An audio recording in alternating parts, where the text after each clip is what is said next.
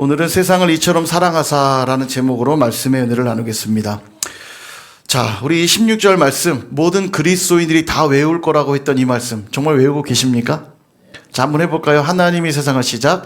하나님이 세상을 이처럼 사랑하사 독생자를 주셨으니 이는 그를 믿는 자마다 멸망하지 않고 영생을 얻게 하려 하심이라. 아멘. 예, 다 외우셨죠? 예, 우리 이 정도 외워야죠. 자기 주민번호 못 외우시는 분, 집 주소 못 외우시는 분, 다 외우시죠? 예, 생명의 복음 아닙니까? 하나님이 우리를 사랑하셔서 독생자를 주셨으니 이는 믿는 자마다 멸망치 않고 영생을 얻게 하신다고 하는 이 복음의 열쇠. 이거 잊어버리면 안 되잖아요. 그죠? 예, 무조건 외워야 됩니다. 주변에 못 외우시는 분들 있으면 예, 꼭 암송할 수 있도록 권면해 주시면 좋을 것 같아요. 오늘 새벽에도 확인했지만 왜 그럼 예수님이어야만 하는가? 13절에 이렇게 말합니다. 하늘에서 내려온 자 곧 인자 외에는 하늘로 올라간 자가 없느니라. 아멘. 예수님만 하늘에서 오셨기 때문이에요. 그러니 그분을 통하지 않고는 하늘의 비밀을 알려줄 수 있는 자도 없고 깨닫게 해줄 수 있는 자가 없다라는 겁니다. 여러분, 오늘 보내드렸던 새벽의 영상 다 보셨습니까? 예, 여러 가지 중요한 얘기를 오늘 제가 많이 했는데 그 중에 좀 핵심적인 얘기를 하나 드리면, 하나님이 우리 인생길을 인도해 가실 때 구원은 단번에 이루어지기도 하지만 계속해서 완성해 가는 것이기도 합니다. 그래서 우린 칭의의 구원도 있지만 성화의 구원도 있어요. 칭의의 구원은 단방에 재판장에서 땅 무죄 그러면 끝나는 거예요. 그게 칭의 구원이라면 나가서 이제 앞으로는 죄 없는 자로 의로운 자로 살아가는 삶은 성화 구원이라 할 수 있습니다. 그래서 우리는 이 두 가지의 구원이 다 필요하거든요. 근데 하나님 우리 인생길을 인도해 가실 때 구원을 온전히 이루기 위해 사용하시는 방식이 있다고 그랬어요. 그게 뭐냐면 인내라고 했습니다. 인내. 왜 그럼 인내하는 방식으로 우리를 자꾸 만들어 가시는가? 그래야만 하나님은 우리에게 물고기 주실 수 있죠. 근데 물고기 주시지 않고 물고기 잡는 법을 가르쳐 주신다고 했죠. 이거를 깨닫지 못하면 자꾸 당장 물고기를 주는 것을 쫓아가게 되고 그것에 조종을 받게 돼 있습니다. 그게 하나님이 돼버려요, 내 인생에. 하나님이 왜 그럼 바로 답을 주시지 않고 물고기를 잡게 하는가? 우리로 하여금 육체의 생각을 하는 자가 아니라 영의 생각을 하는 자로 만드시기 위함입니다. 로마서 8장 6절에 보면 얘기해요. 육체의 생각을 하는 이는 사망이고 영의 생각을 하는 이에게 생명과 평안이라고 말했어요.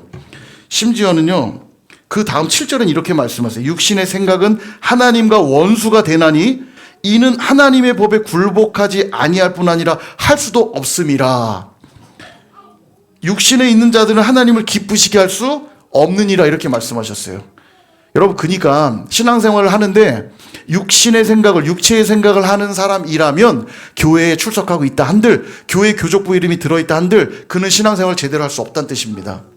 하나님이 도대체 뭘 원하시고 뭘 기뻐하시는지 절대 알 수 없기 때문에. 그래서 그걸 알게 하시려고 자꾸 우리 인생에 때로는 장애물도 두시고 문제도 주시고 어려움도 주셔서 더듬어 가면서라도 영의 생각을 하는 자로 빚어 가시려고 자꾸 우리 인생길 그렇게 인도해 가신다고요. 오늘 예수를 믿는다는 건 그런 의미가 들어있는 거예요. 그냥 무슨 공식처럼 영화표 딱 끊으면 보여주고 들어가는 단순한 그런 문제가 아니라 내가 예수를 믿게 되었다면 이제 예수님이 내 인생의 주인 되셔서 그분의 인도함을 받고 그래서 오신 성령님의 인도하심을 받는 자가 되기 위하여 우리에겐 이 구원을 완성해가는 시간들이 필요해요, 여러분. 그래서 그 하늘의 비밀, 하늘에서 오신 그분이 비밀을 알려주셨는데 그 하늘의 비밀이 이거래요. 우리 16절 아까 암송한 말씀 다시 한번 시작. 하나님이 세상을 이처럼 사랑하사 독생자를 주셨으니 이는 그를 믿는 자마다 멸망하지 않고 영생을 얻게 하려 하심이라. 아멘. 우리를 얼마나 사랑하셨는지 세상이 알기를 원하셨대요. 그 증표로 보내신 분이 독생자라는 거예요. 여기 주셨으니란 이 단어가 주셨다고 하니까 좋게 들리지만 좋은 의미의 단어가 아니에요. 넘겨주다, 때리다 이런 단어예요. 여러분, 죄인이 죄값을 당해야 되잖아요. 죄값을 치르도록 넘겨주셨다는 뜻이에요. 하나님이 세상을 이처럼 사랑하사 독생자를 넘겨주셨으니, 죄값 받는 자리로 넘겨주셨으니, 매 맞고 고난 당하도록 내어주셨으니 이런 뜻이에요. 내가 맞아야 되는데, 내가 죽어야 되는데 그거를 아들에게 넘겨주셨다는 거예요. 이게 감동이 아닙니까? 누구를 위해서요? 저와 여러분을 위해서. 제가 종종 말씀드리지만 제가 선일교회 우리 성도님들 사랑합니다. 제가 뭐 옆교회 성도님들 사랑하겠어요? 우리 선일교회 성도님들 사랑하죠. 여러분 정말로 제 마음속에 여러분들이 여기 있어요. 안 믿으신데 제가 매일 악몽을 꿉니다. 여러분이 꿈이 계속 나와요. 미칠 것 같아요. 그러니까 제가 이게 꿈인지 생시인지 구분이 안 갈 정도예요. 제가 꿈속에서도 교회 고민한다니까 계속 매일 악몽이에요. 매일 악몽. 그러니까 이거 뭐 부정적인 의미라기보다 그만큼 제 머릿속에는 교회 생각 외엔 다른 게 없다는 얘기예요. 우리 성도님들 생각 외엔 다른 게 없다는 거예요. 그러니까 제발 저를 근심시키는 방식으로 목회하게 하지 마시고요. 기쁨과 아주 신바람 나서 하게끔 좀 해주세요. 제 고민 늘 성도님들 고민. 근데요, 제가 그렇게 사랑해도 여러분들의 삶을 위해서 우리 자녀들을 넘겨줄 수 있냐 물으신다면 죄송합니다. 절대로 못합니다. 절대로 안 할 거예요. 우리 수아수민 씨, 수연이 세 자녀. 예. 절대로 못 넘겨드려 죄송해요. 그러니 그렇게 생각하고 나니까 와, 하나님이 우리를 사랑하시는 사랑이 얼마나 큰지 이건 비교할 수 없고 상상이 안 돼요. 우리 민주 집사님 코빈이 내어놓을 수 있어요? 고개를 돌려버리네. 보셨죠? 대답도 안 해요. 저런 말도 안 되는 소리라고 이런 답입니다. 예. 내놓는 거예요? 강단에 내어드리. 예. 예전에 제가 얘기하니까 생각이 났는데 제가 전에 있던 교회 수연이가 아기 때죠. 뭐 한 2살, 3살 됐나? 아기 때인데 어느 날 우리 청년 하나가 헌금함에 수연이를 담아갖고 온 거예요. 이렇게. 끔찍하더라고요. 헌금함에 담아서 드리리라 이러면서 너나 드려라. 너를 드려 너를. 너의 자식 내놓지 말고. 제가 막 그랬던 기억이 나는데 이게 주님의 사랑은 측량할 길이 없어요. 도대체 아들을 내어놓는 사랑이 어느 정도의 사랑인지 이거 감이 오지 않습니다. 그래서 다른 길은 없다는 거예요. 15절에 이렇게 말씀하죠. 이는 그를 믿는 자마다 영생을 얻게 하려 하심이니라. 아멘. 그분을 믿는 길 외에는 구원받을 수 있는 다른 길이 없다는 겁니다. 여기 믿다라는 단어 새벽에 설명드렸죠. 현재 분사 능동태라고 그랬어요. 현재적이고 능동적이어야 된다는 겁니다. 이 믿음은. 예수 그리스도를 믿는 믿음은 현재적이고 능동적이어야 된다는 거예요. 과거에 옛날에 한번 뜨겁게 믿었던 단회적인 믿음 아니고 또 누군가 떠밀려서 어쩔 수 없이 믿는 것처럼 보여지는 그런 믿음 아니라는 거예요. 옛날 수련회 때 뜨겁게 은혜 한번 받았다고 구원받는 거 아니고 우리 부모님 신앙이 좋으니까 내 자녀의 신앙이 좋으니까 나도 구원받겠지 그런 믿음은 없다는 겁니다. 그런 구원 없다는 거예요. 오직 내가 과거도 미루다니 바로 오늘의 삶 속에 예수님과 더불어 먹고 마시고 더불어 살아가는 그 삶이 지극히 현재적이고 또 능동적일 때 내 안에 자원함으로 갈망함으로 늘 주님 앞에 나아갈 때 그게 진짜 예수님을 믿는 삶이라는 거예요. 예수님이 이 땅에 오신 목적이 이거랍니다. 17절 하나님이 그 아들을 세상에 보내신 것은 세상을 심판하려 하심이 아니요 그로 말미암아 세상이 구원을 받게 하려 하심이라. 아멘. 세상을 심판하려고 오신 게 아니라 구원하려고 오셨대요. 근데 여러분 성경에 보면 예수님이 심판주로 오신다는 말씀도 분명히 있잖아요. 근데 심판으로 오신 게 아니라는 얘기는 또 뭔가? 그 얘기가 충돌되는 게 아닙니다. 심판으로 오신 게 아니다 이 말은 무슨 뜻이냐면 18절 그를 믿는 자는 심판을 받지 아니하는 것이요 믿지 아니하는 자는 하나님의 독생자의 이름을 믿지 아니함으로 벌써 심판을 받은 것이니라. 아멘. 굉장히 중요한 표현인데 우리가 혹시 심판을 받을까 구원을 받을까 나는 뭐를 하면 좋을까 선택하는 입장에 있다고 생각하세요? 너 구원받을래 심판받을래? 어떻게 구원받을까 심판받을까 고르는 위치에 있다고 생각하세요? 종종 예수 믿는 문제를 내가 선택하는 문제로 여기는 분들이 있습니다. 큰 착각입니다. 우리는 다 죄 가운데 있기 때문에 이미 우리는 진노와 심판 가운데 있는 겁니다. 법원에 가가지고 내가 무죄 받아볼까 아니면 유죄 받아볼까 그 선택이 나이겠잖아요. 죄 때문에 재판장 가면요. 3년 받을까 5년 받을까 10년 받을까만 있는 거지 죄를 유죄냐 무죄냐를 선택할 권한이 내게는 없어요. 우리는 죄 가운데 있기 때문에 진노와 심판 가운데 있는 겁니다. 그때 예수님께서 구원의 길을 열어주신 거예요. 그러므로 그 독생자의 이름을 믿지 않는다면 여전히 어디에 있는 거예요? 진노와 심판 가운데, 죄 가운데 그냥 있는 거예요. 살 길이 없으니까 그는 이미 심판을 받은 것이니라 그 말입니다. 이게 깨달아지니까 예수 믿는 게 은혜가 되는 거지, 이걸 모르면 오늘도 내가 예수님을 선택할 수 있는 것처럼 착각하고 살아요. 그러니까 기도에 게으르고 말씀에 게을러지는 겁니다. 내가 선택하는 문제라고 생각하니까. 새벽에도 말씀드렸지만 저기 100만이 넘었다면서요? 신의 악단이? 신의 악단이 100만 관객이 넘었대요. 지금 영화계에서 굉장히 흥분하고 있습니다. 우리 영화계가 망한 줄 알았더니 신의 악단 같은 게 막 100만, 제가 보기엔 다 그리스도인들이 봤어요. 제가 볼 땐. 전략을 잘 짰어요. 그죠? 예. 아무튼 되게 고무적인 일이긴 해요. 신의 악단. 여러분, 북한에 그 자유가 없는, 신앙의 자유가 없는 그 지하교회 성도들, 목숨을 내어놓아야 신앙생활을 할 수 있는 겁니다. 목숨을 내놓고 하는 거예요. 제가 중국에 있으면서도 많이 봤어요. 탈북자들 목숨 걸고, 탈북 자체가 잡히면 죽는 건데요, 탈북해서 거기서 신앙생활하면 이건 뭐 그냥 목숨 내놓고 하는 겁니다. 목숨 내놓고. 여러분, 자유롭다고 해서 우리 이 땅에서 신앙생활하는 게 자유롭다고 해서 구원이 하찮은 것으로 만들어 버리시면 안 돼요. 오히려 그 반대죠. 내가 마음껏 주님을 믿을 수 있다니 얼마나 큰 축복인지를 알아야 돼요. 이걸 모르니까 내가 마치 예수님을 선택해 드린 것처럼, 내가 마치 예수님께 예배 한번 드려 드리는 것처럼, 내가 마치 말씀과 기도로 좀 신용 한번 해 드리는 것처럼 착각하고 있다고요. 우리는 그렇게 호락호락하고 또 여유롭고 내가 마치 하나님인 것처럼 선택할 수 있는 권한이 없어요, 우리에겐. 여하튼 예수 그리스도를 믿는 게 하늘의 놀라운 비밀이래요. 여러분, 우리가 하도 들어서 비밀인지도 모르고 우린 있죠. 당연한 진리로 받아들이고 있으니까요. 근데 세상은 이걸 알지 못한대요.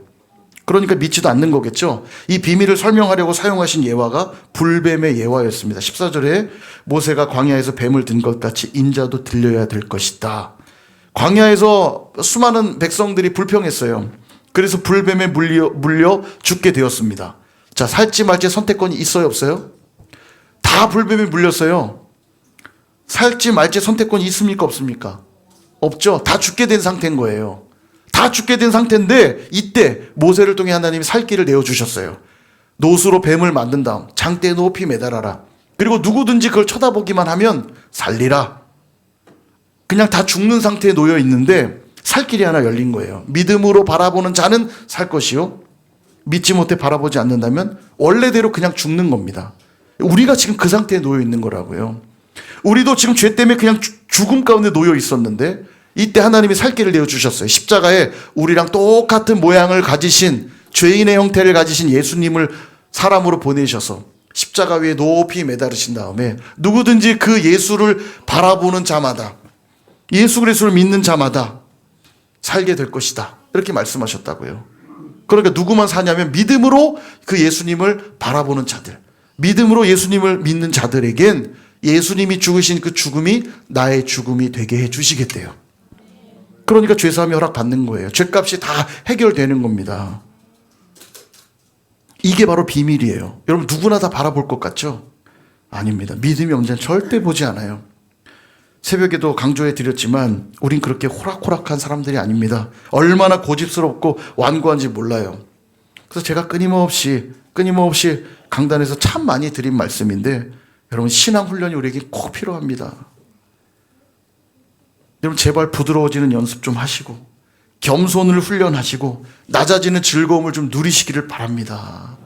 이 신앙 훈련이 되셔야 돼요. 제발 내 고집대로 좀 살지 마시고 변화되셔야 됩니다.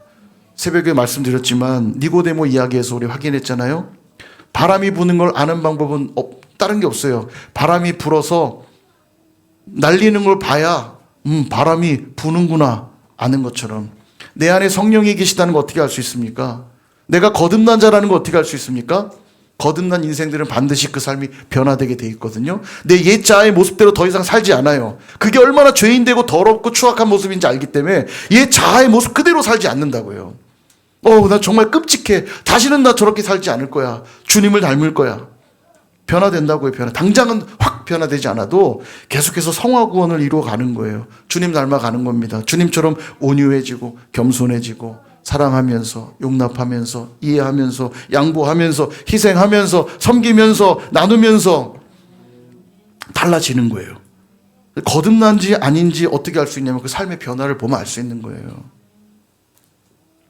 이 열망이 있는 자들만 성령님께 구하게 되어 있고요. 말씀 앞에 엎드리게 돼 있어요. 왜냐하면 내 힘으로 안 된다는 걸 깨닫거든요.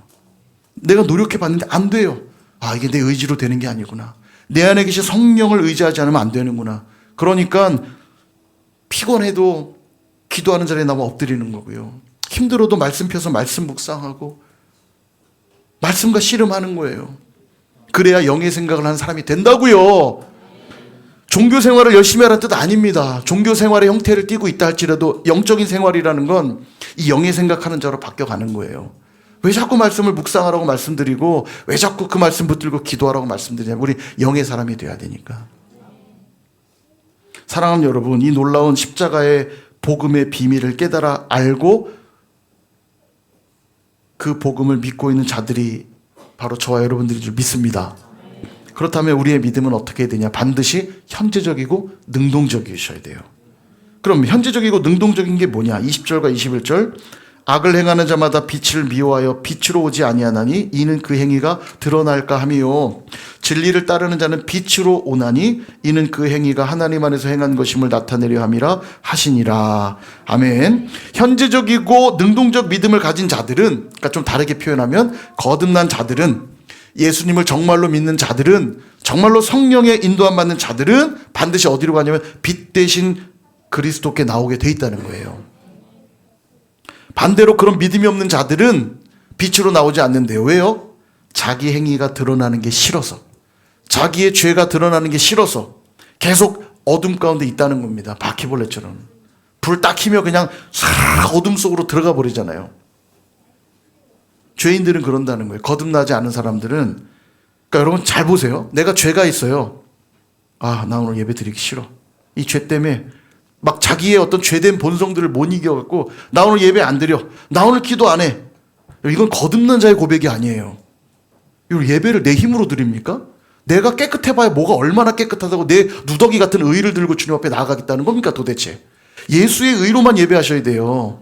그러니까 내가 죄 때문에 넘어지는 순간이야말로 진짜 예배해야 될 순간인 거예요. 주님, 제 자신을 보면 도저히 예배할 자격이 없는데 오늘도 주님을 의지하지 않고는 안 되는 걸 제가 다시 한번 깨닫습니다.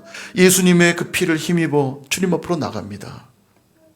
그러면 주님이 빛 가운데 나온 이들에게 어둠이 물러가고 생명과 평안이 오는 걸 경험해야 된다고. 이걸요. 이걸 경험해야 영의 사람이 되는 거라고요.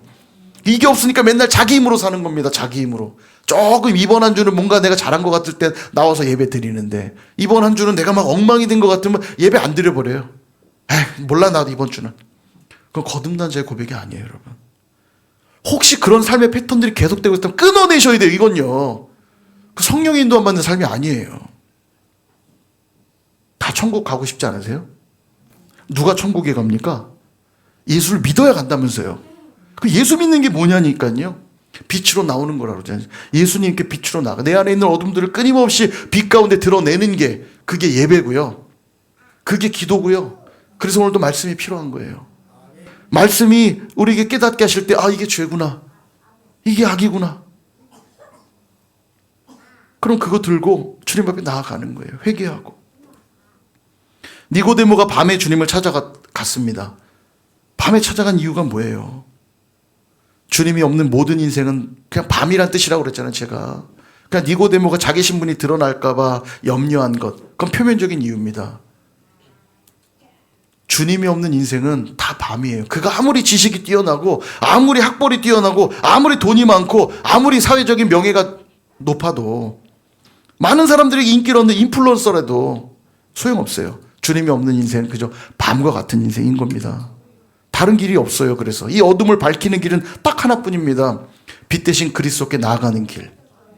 어둠을 어떻게 내쫓으시겠어요? 물러가라! 그럼 어둠이 물러갑니까? 해보세요. 집에 가서. 어둠은 물러갈지어다! 그럼 옆에서 누가 그럴 거예요. 불을 딱 켜면서 뭐 하는 거죠? 어둠을 물리치는 길은 딱 하나뿐이에요. 빛으로 밝히는 것밖에 없어요. 내 안에 있는 어둠을 내쫓는 길은 빛 대신 그리스도 앞에 나가는 길밖에 없습니다. 근데 이 당연한 진리를 알면서도 빛으로 나오지 않는 경우가 딱 하나 있대요. 자기의 악한 행위가 드러날까 하는 자들.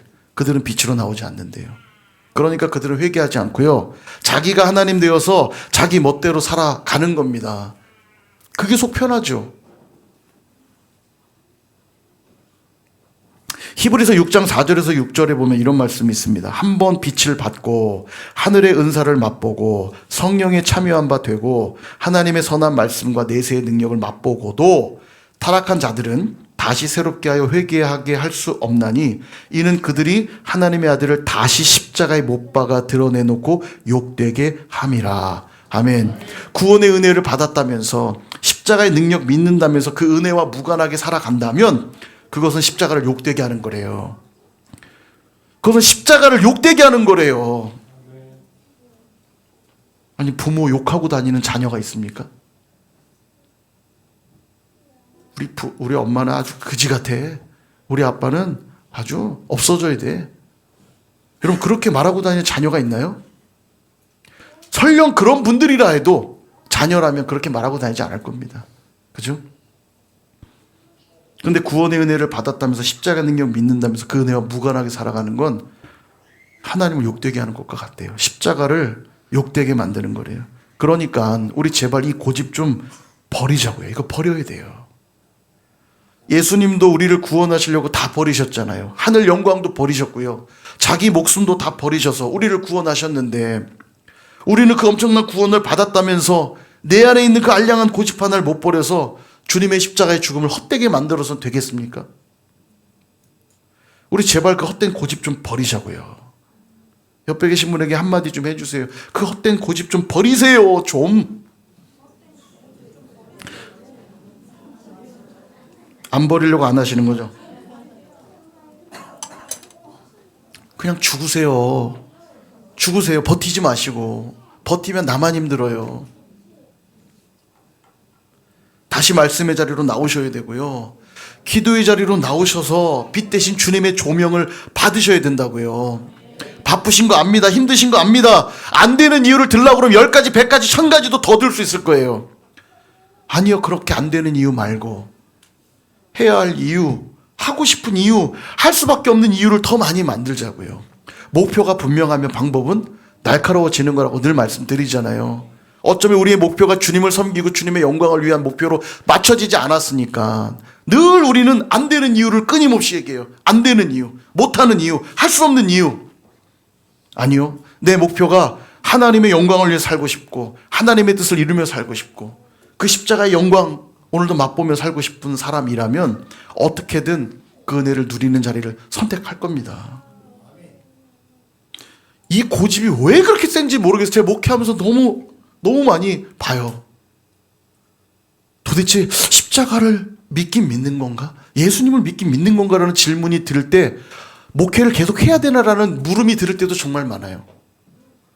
우리 장로님이, 권사님이, 집사님이 이렇게 오랫동안 신앙생활을 했는데도 예수님을 믿곤 있는 걸까? 십자가의 능력을 알긴 아는 걸까? 왜 그렇게 내 안에 그 죄된 본성들을 꺾어내지 못해서 내 방식대로 신앙생활 하는 게 전부라고 생각하고 왜 저렇게 고집을 부릴까? 내 힘으로는 안 돼요.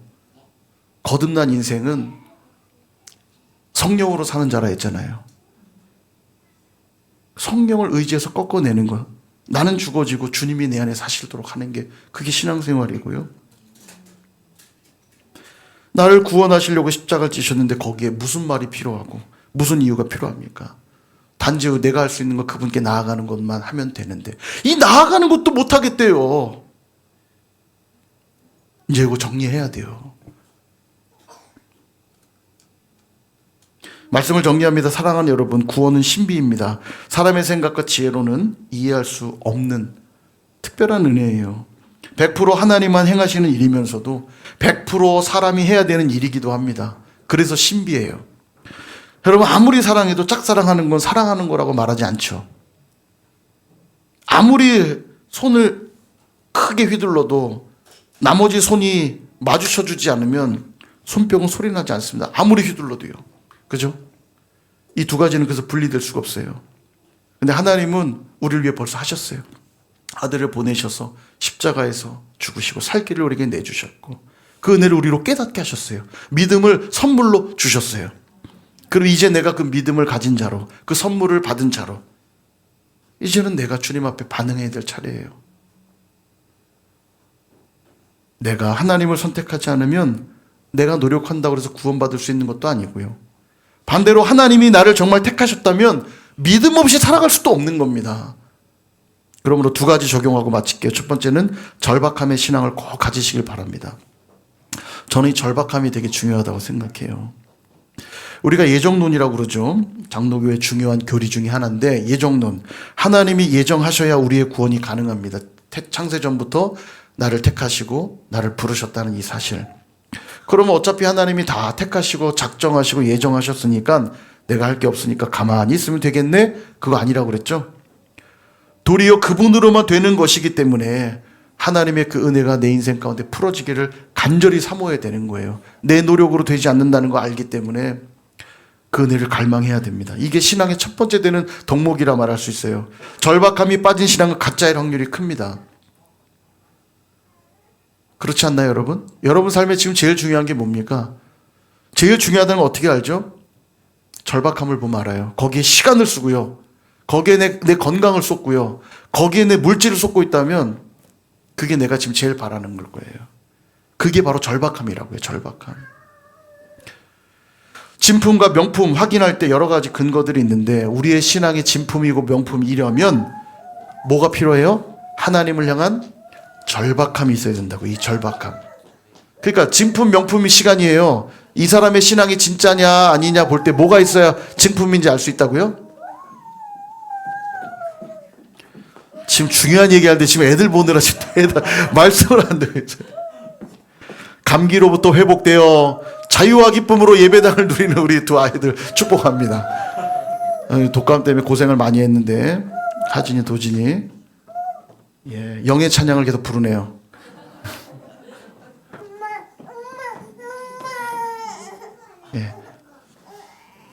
그렇습니다, 여러분. 우리 안에 간절함이 있을 때 그게 진짜 신앙이라는 걸 늘 기억하시고 그 절박함으로 주님 앞에 나가실 수 있기를 축복합니다.